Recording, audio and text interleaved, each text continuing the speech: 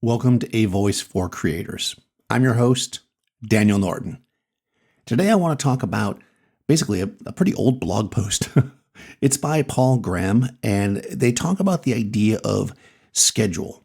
And I mentioned a few times before about scheduling and organization, and people said that they were interested in those subjects. So I thought this article was super useful and super interesting because it encapsulates a lot of ways how I operate.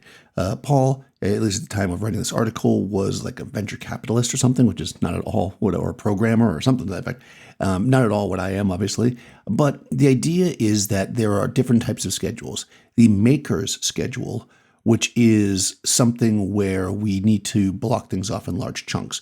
The idea of like taking a half a day to do something, or a day, or multiple days, versus the manager's schedule, which is what most business type people and most people think of, which is the hour by hour schedule. And it's funny because as I was reading this blog post, and of course it'll be linked in the show notes, I thought when I look at my book, that's exactly what I do. When I take my planner, which I link to it in the show notes, I don't put hour by hour exactly what I'm doing. I put a handful of tasks, usually grouped together in chunks, usually half a day to full day. And the reason why I do this is because when we're doing creative tasks, it's very difficult to switch gears. It's hard to go, all right, 1 hour, I'll do the podcast. Hour number 2, I'll do my accounting. Hour number 3, I'll do a photo shoot. Hour number 4, I'll do some computer work. It just doesn't work like that for us. So I generally, us being creators, generally, what I like to do is give myself time to ease into a project, fully immerse myself into it, and then ease out. So usually about half a day. And what's funny about this related to kind of photo too is that when a while back, this is now a long time ago, when I was doing headshots again, I'd done them when I first moved to New York, then I went to other things, then I went back to headshots.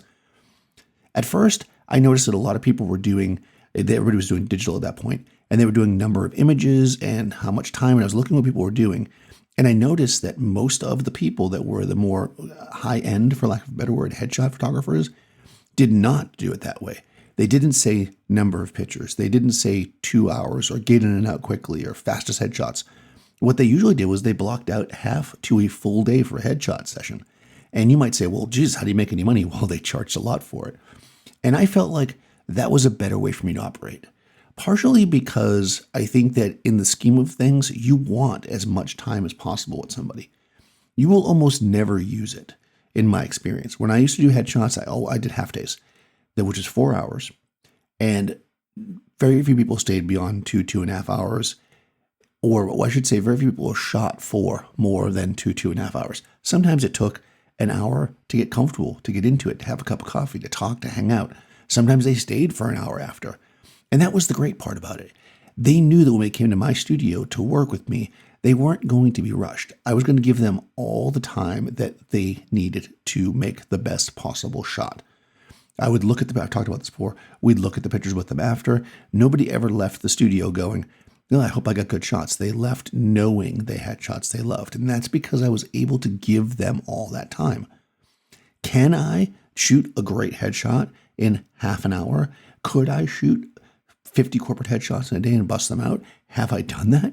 Yeah. Is that my ideal? No.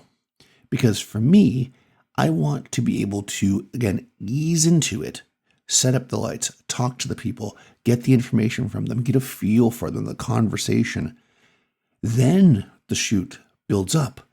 And then they're not rushed out for the next person. They've got time to linger, to talk, to have a cup of coffee, hang out while I'm putting away the equipment, whatever they want to do. That's cool. And to me, that just works better. And this is kind of translated into everything I do. When I do these podcasts, I set aside half a day for recording them in the morning. They're, as you probably listen to them, they're not that long, but I spend time. I look down what I want to say. I make little notes to myself, get it fresh in my head, and I sit down and I record.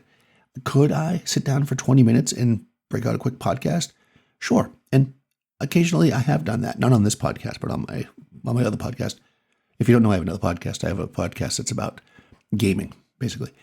And, sometimes that's what I do. That podcast is a little different. I kind of plop it in where I can.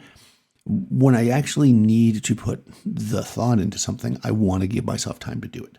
Before I sat down to record this today, I spent about an hour. I read the article. I thought about it a bit. I had a cup of coffee. I walked around a bit. I kind of tossed around ideas.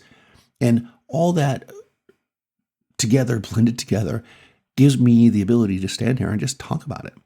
And that is what, well, I'm actually sitting, if you can see me on Spotify. But that's basically where I'm at. That's how I like to work. And that's my preferred way of working. Some people are not like that. They need to bounce around. They need to do different things. I just can't. And I found that a lot of creators are more like me. So when you look at my schedule for the week, I generally block off 6 of the 7 days for work, if you will. And on those 6 days, I basically do about 2 things a day. Yes, each one of them might have smaller tasks built in, but a voice podcast is what I do on Mondays in the morning. I get up, I get comfortable, I read a bit, I have some coffee, I record. In the afternoon, I do something else.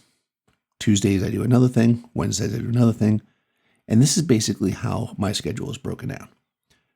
12 chunks of time that I can utilize to create the best possible work I can do. This is not always possible for everyone, and I know that. But if you are a creator, and if you are working a job that has a regular, we'll call it a management schedule, and so your mind just sends to work like that, on the days that you take to create, rethink how you do things. Don't block it out hour by hour. Don't allow a meeting in the middle of 2 headshots. Let the day be about that. Let it be about the creation. Let it be about the free flow of the thought, the process. Let it be that thing. And I think ultimately it'll be more satisfying, and hopefully you'll get even better results. That's what I do anyways. So I would love to know if you guys have schedules like this.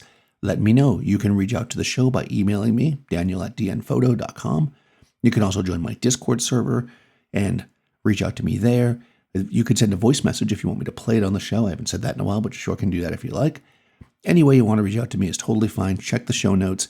You'll find links to all kinds of stuff, including a link to this blog post and a link to my Patreon if you want to support the podcast. In any case, I'll talk to you soon.